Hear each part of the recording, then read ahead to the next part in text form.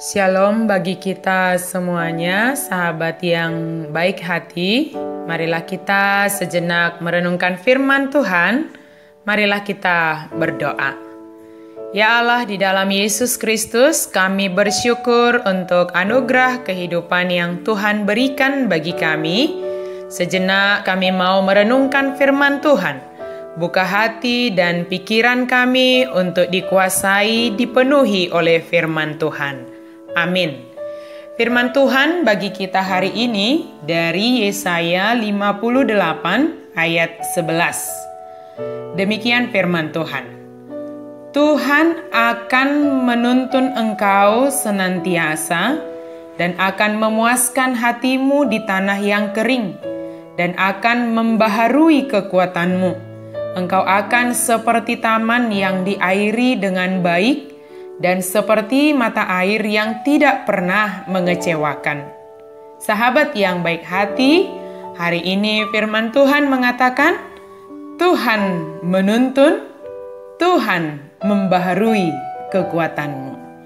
Semua orang ingin diberkati oleh Tuhan dan menginginkan hidupnya seperti taman yang selalu diairi dengan baik. Artinya kebutuhannya tercukupi, terpenuhi. Sebab taman yang diairi dengan baik, dengan mata air yang baik, akan berpengaruh baik terhadap taman tersebut. Tamannya menjadi segar dan rindang, serta menjadi berkat bagi kehidupan di sekitarnya. Menghasilkan udara yang segar bagi makhluk hidup yang ada di sekitarnya. Namun untuk mendapatkan kehidupan yang bagaikan taman yang selalu diairi dengan baik, sangat penting tindakan iman yang harus kita lakukan dalam kehidupan kita.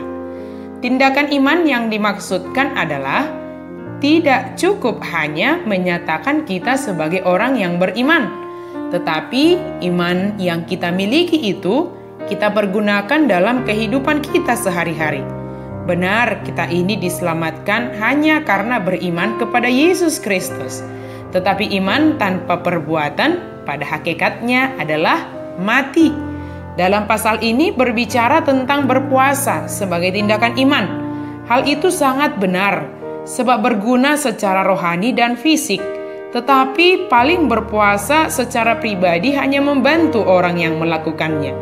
Allah berkehendak puasa kita tidak hanya untuk pertumbuhan pribadi kita sendiri, tetapi mencakup tindakan-tindakan kebaikan, keadilan, dan kemurahan hati. Sebab puasa yang dibarengi dengan tindakan kebaikan bagi orang lain akan menyenangkan Tuhan. Tetapi bukan ingin mengandalkan kebaikan. Tindakan kebaikan kita kepada sesama kita adalah sebagai respon iman kita terhadap kebaikan Tuhan yang kita terima. Sehingga dalam berbuat baik kepada sesama adalah sebagai wujud hubungan kita dengan Allah. Dalam hal inilah kita akan merasakan bahwa Allah menuntun kita senantiasa, memuaskan hati kita walau di tanah kering. Sebab kita melakukan kebaikan bukan karena mengharapkan kebaikan dari orang yang menerima kebaikan kita. Walaupun orang yang menerima kebaikan kita tidak membalas dengan kebaikan, tetapi kita tidak menjadi kecewa. Sebab kebaikan yang kita lakukan itu adalah karena hubungan kita dengan Allah. Dan juga karena Allah menuntun kita melakukannya. Dalam hal inilah kita akan menjadi kuat dan menjadi berkat bagi semua orang. Taman yang diairi dengan baik tidak memilih-milih memberikan udara yang segar hanya kepada orang baik saja, tetapi memberikan udara yang segar bagi semua makhluk yang ada di sekitarnya. Demikian juga dengan kita, sahabat yang baik hati. Kita yang dituntun Tuhan, yang dikuatkan oleh Tuhan, yang melakukan kebaikan sebagai respon iman kita atas kebaikan Tuhan, akan selalu melakukan kebaikan kepada sesama kita tanpa membeda-bedakan. Dan kehadiran kita adalah kehadiran yang membawa sukacita bagi sesama kita. Janganlah hadir membawa kekecewaan, tapi hadirlah membawa berkat kepada sesamamu karena kita sudah menerima kebaikan dari Tuhan. Amin. Mari kita berdoa. Terima kasih Tuhan untuk firman-Mu.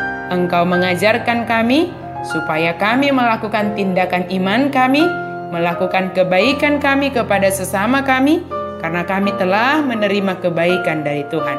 Kami percaya Tuhan, Engkau selalu menuntun hidup kami, memuaskan hati kami, memberikan kekuatan kepada kami, sehingga hidup kami menjadi hidup yang menjadi berkat bagi sesama kami. Di dalam nama Yesus, kami sudah berdoa dan mengucap syukur.